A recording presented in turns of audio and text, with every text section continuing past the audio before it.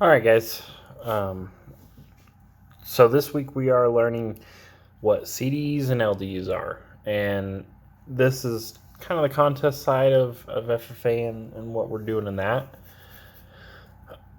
So it follows with what we talked about last week, where we were doing the where we learned the history of FFA and what its purposes are, um, who's involved, kind of where it got started, and that's this lesson will kind of follow that. It's just going to focus on the contest side of what we do in FFA. Okay, so first thing you need to know this, that career development events is what CDE stands for, and it's dealing with career-based skills. It covers a lot of different areas in agriculture, because it's trying to help you build those skills in whatever career field you might want to go in, if it's an ag-based career.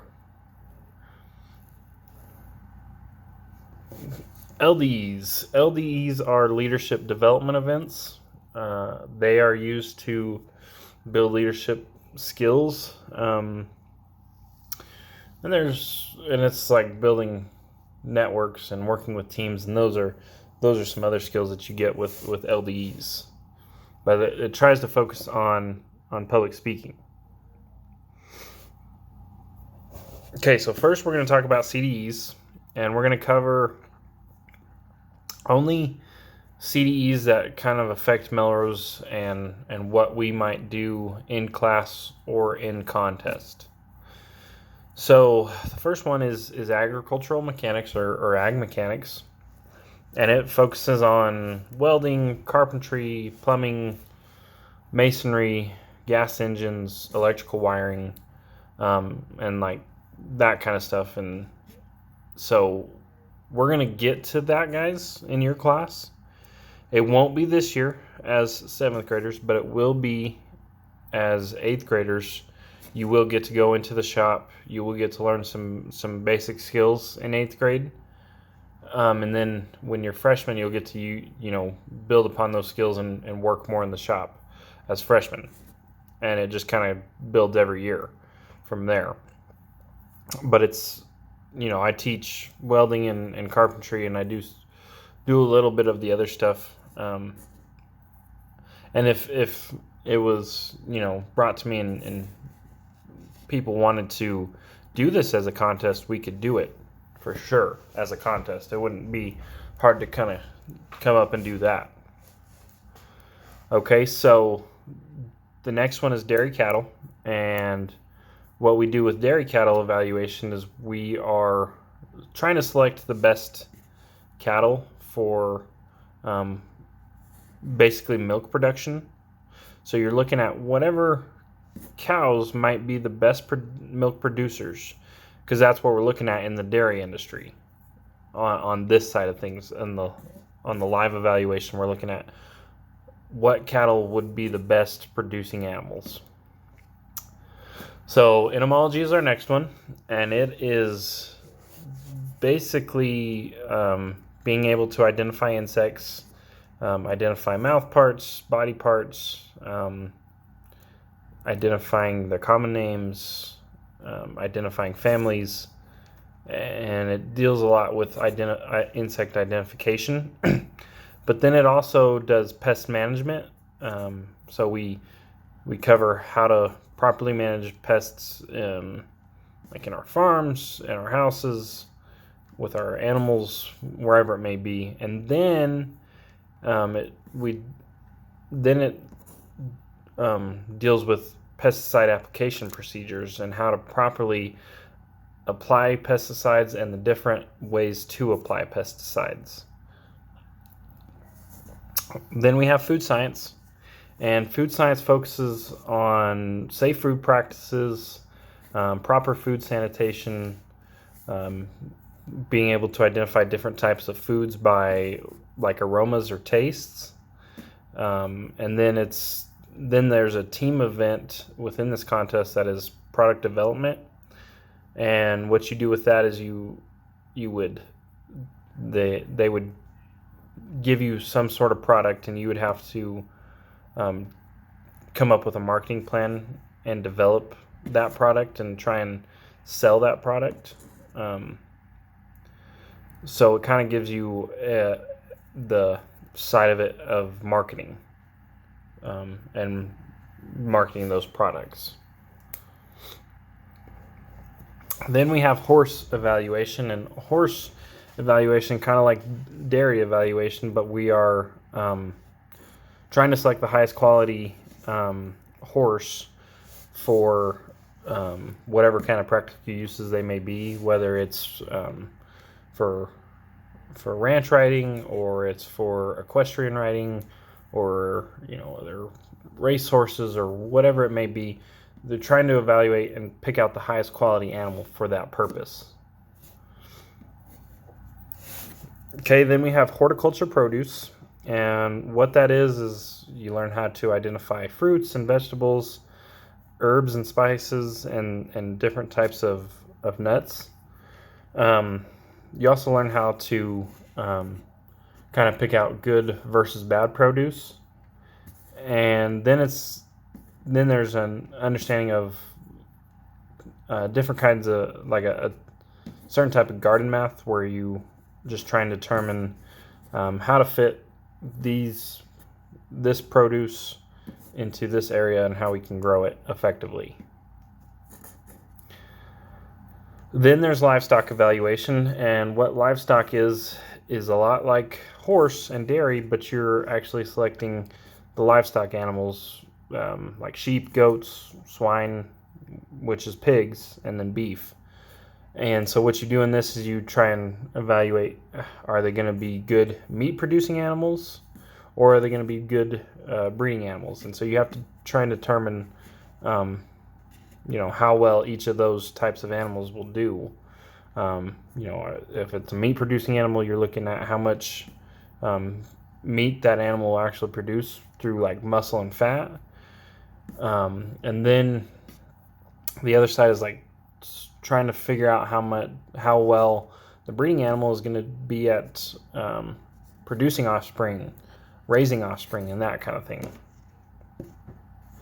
Okay, then on the other side of livestock, there's the meats evaluation, and what meats does is it's after the animal has been slaughtered. So you look at carcasses, you look at different meat cuts, and you have to identify those meat cuts or identify like processed meat. So you may get a whole like seasoned brisket to identify or something, and then you have to understand like what retail codes are and how they use them in meat processing plants. Okay, and like meats is the other side of livestock, milk quality and products is the other side of dairy. And what I mean by that is, in dairy we evaluate the live animal, and in milk quality we evaluate the products from the dairy animal. So we identify milks, and if there's any type of defect within the milk, and what I mean by defect is like, this cow may have gone and eaten a bunch of onions, and then when it produced milk, the milk kind of had an onion flavor to it. And then you have to identify that defect. And then you move on and identify different types of cheeses. So you can identify like cheese or Swiss cheese and cheddar cheese, and just try and identify those different types of cheeses. And then you have to determine the difference between what real dairy products are. So you might have real milk, real whole milk, and then they may give you an imitation. So an imitation would be it would be soy milk or almond milk or rice milk, and you have to determine which is which. So then you have poultry, and like I said, livestock and meats and dairy and milk quality are both two separate contests, or they're separate contests. But poultry, it deals with the whole aspect of it. So it goes from the live animal all the way to the processed parts of the animal. So you have to evaluate carcasses, and you can evaluate live live hens, hens that are good for laying eggs, or hens that are good for producing meat. You evaluate both of those, and then you evaluate the carcasses once they've been slaughtered, and then you can evaluate the byproducts. So, or not the byproducts, but the products from that. So, like chicken legs, chicken breasts, you evaluate, and then you look at the processed parts. So, like chicken strips or chicken nuggets, and then you have to evaluate eggs and whether they're high quality eggs. If you go to the grocery store and you see on a carton of eggs that it says A or 2A quality, that's really the best quality eggs you can get. So you have to determine the quality of the egg, as well as if there's any defects in the yolk or outside on the egg shell.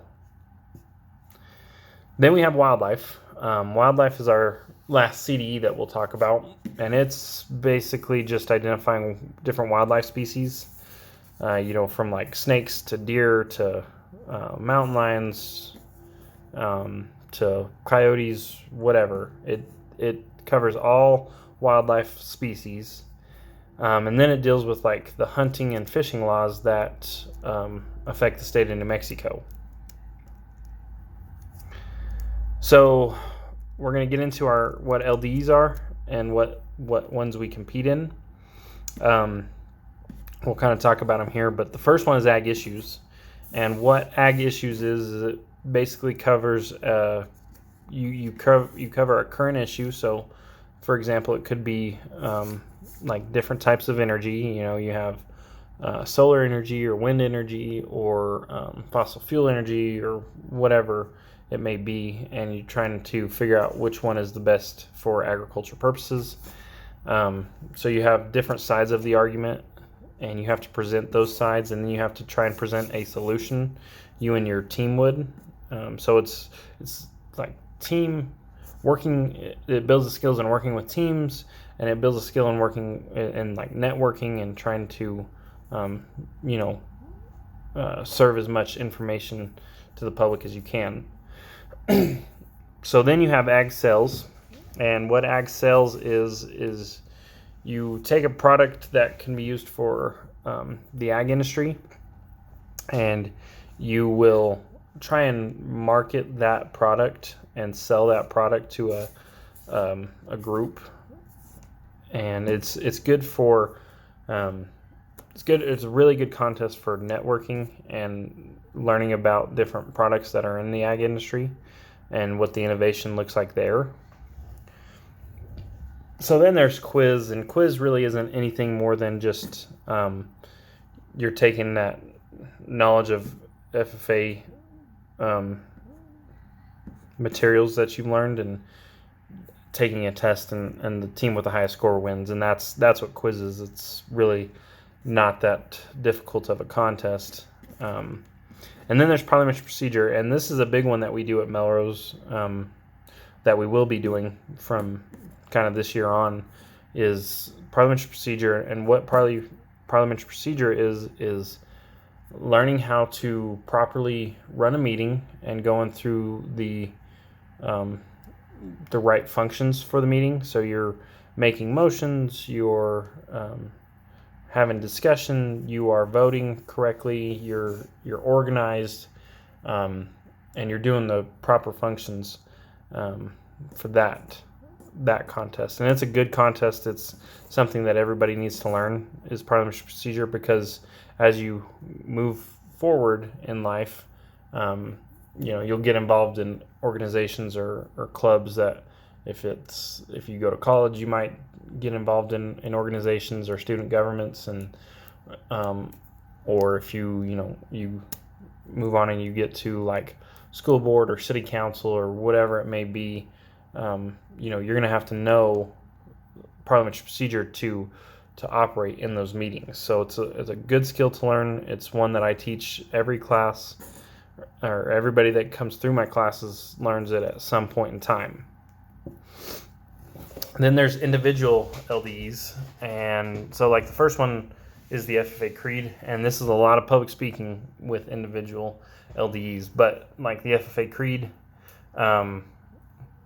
that's one that we're going to cover here in the next few weeks. So I really won't get into that right now. And then there's Illustrated Talk. And what Illustrated Talk is you're basically presenting a demonstration on how to do something. And it may be, for example, like how to shoe a horse. And that's your demonstration, and you get to use visual aids, and there's no script, and there's a short time limit. It's really a good contest to build public speaking skills, and it's one that we'll do in class. Probably next year as 8th graders we'll do it in class. And then there is extemporaneous public speaking, and that is there's prepared public speaking, and what it is you are basically writing out a speech, and you choose a topic and research that topic, and then you try to either persuade me or inform me on what that topic is, and you have a certain time limit. You have to write the speech out, memorize the speech, and present it. And then extemporaneous public speaking is you're given a topic, and you have to kind of come up with the speech on the spot. You're not given much time to prepare. You have to be quick thinking, quick on your feet, and it's a good contest to build like those skills of thinking on the top of your head, working on the fly, and making sure you can convey that information still in a good and positive manner. So that is that's all we have for this week, guys. What I want you to do is pay attention to the assignments for this week. I'm only going to give you 2. Kind of from here on out while we're doing online school, guys, I'm only going to give you 2 assignments a week. So like this week, I'll either give you a short assignment or a discussion on Tuesday, and then Thursday you'll have a quiz, and that's it. And that's what it's going to look like for the rest of the time that we're doing online school.